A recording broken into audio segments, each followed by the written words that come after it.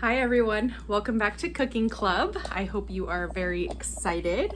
We had the entire summer off, but now we are back at it.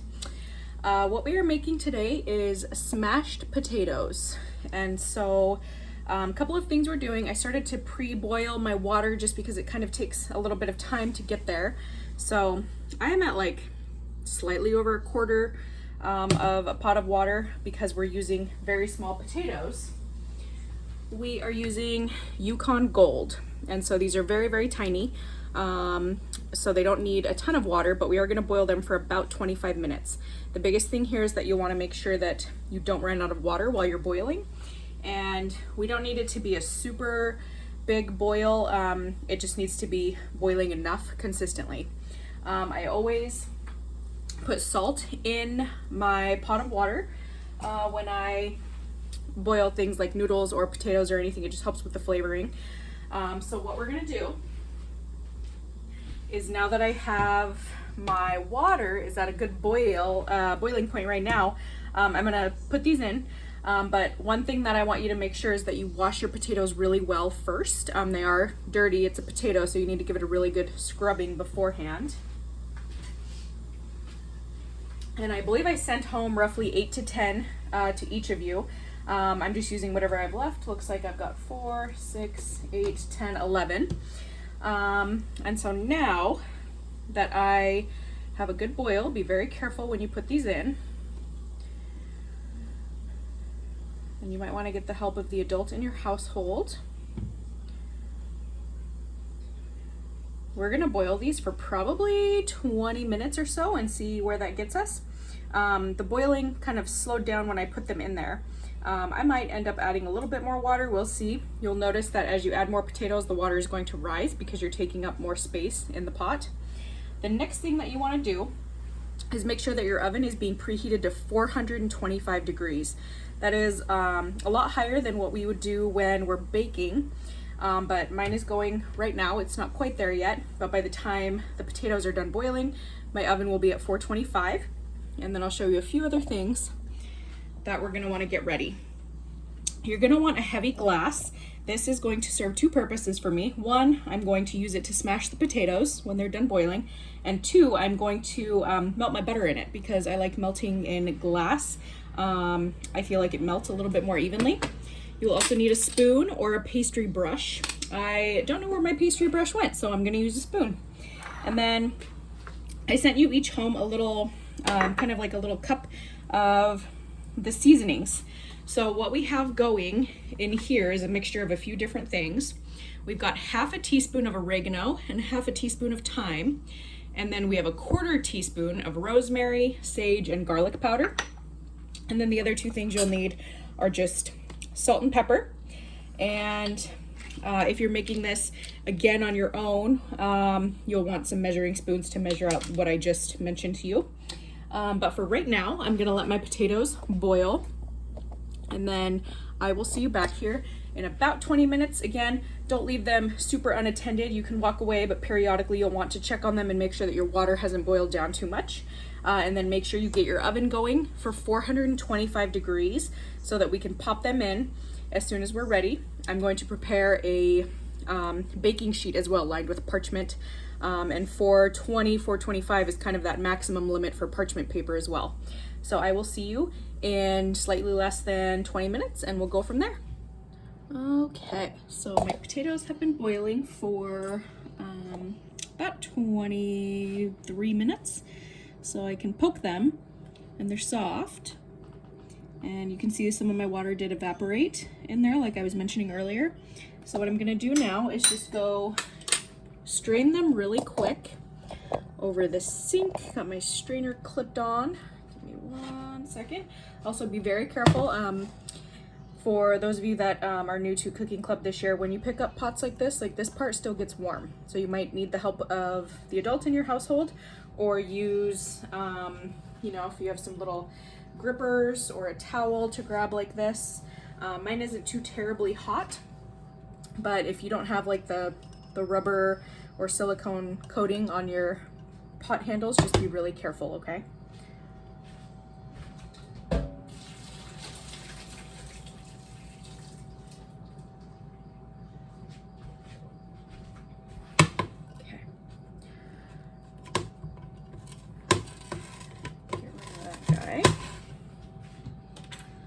gonna do now is just scoop my potatoes out. You don't have to worry about drying them.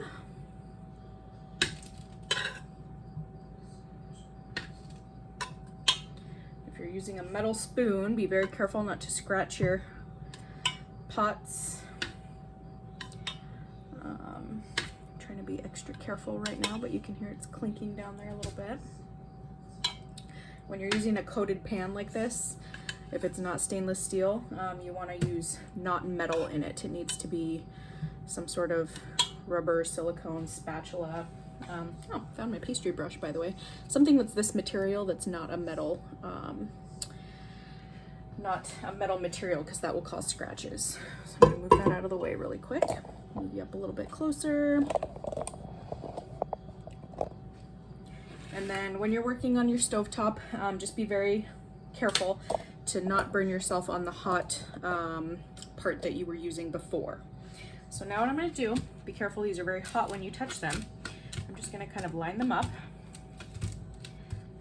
and then take my cup.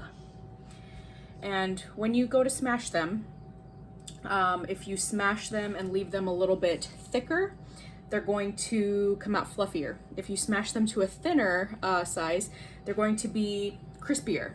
I personally like mine crispier more than fluffy, so I'm gonna try and smash mine down a little bit more. That one spread out a lot.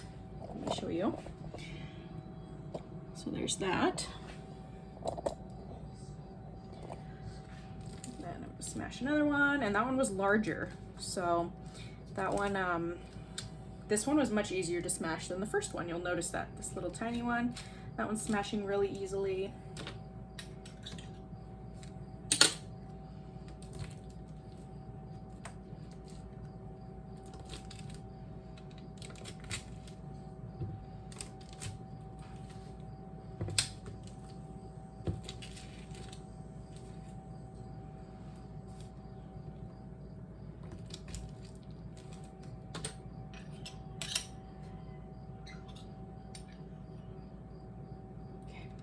Rinse off my cup really quick.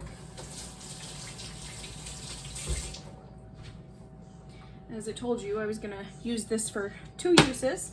I'm going to melt my 2 tablespoons of butter in here. And when we're baking, I almost always say that we're going to use softened butter, which is not fully melted, it's just soft. This we're going to melt all the way. So because it's quite warm right now, I'm just gonna do 10 seconds at a time and then kind of spread out my potatoes a little bit while that's doing its thing. And if you feel like any of them are not mashed enough, you can squish them down with a fork or a spoon, doesn't matter, whatever you're using.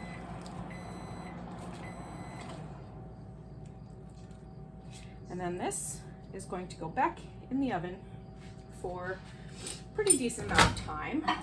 So that's 10 seconds, not fully melted, you can see. I'm gonna go another 10 seconds.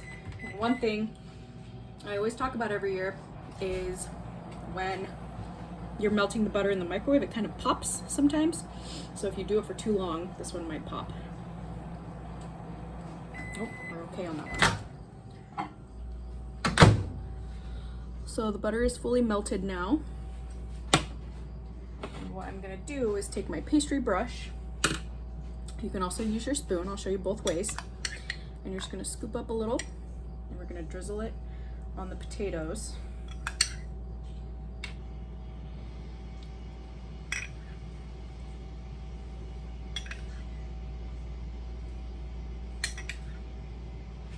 And I'll show you with the pastry brush. Same thing, you just dunk your brush, and then you brush it on. You do not need one of these by any means, but they are quite handy.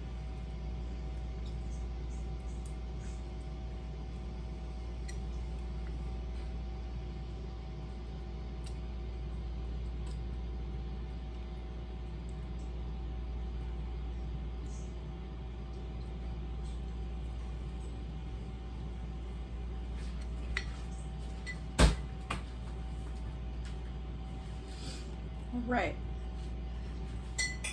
So now, my next step, I'm going to take a sprinkle. I've incorporated everything really well. actually, before I do that, the one thing that I didn't send you home with was salt and pepper, because you'll have to just provide that on your own this week. And it's kind of a to taste thing, so I just do a little bit. I didn't want to mix it in with our seasonings, so I'm just gonna crack a little bit of salt on each of those. I'm gonna sprinkle a little bit of pepper on them as well.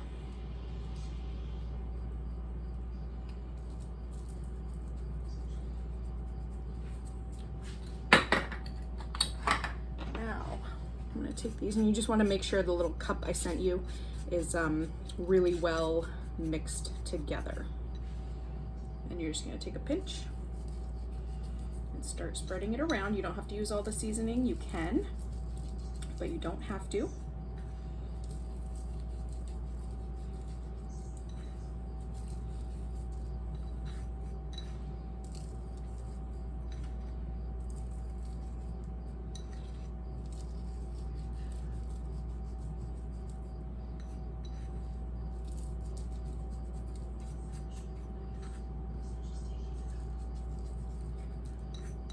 I would recommend, you can always add more later, but you can't take it away.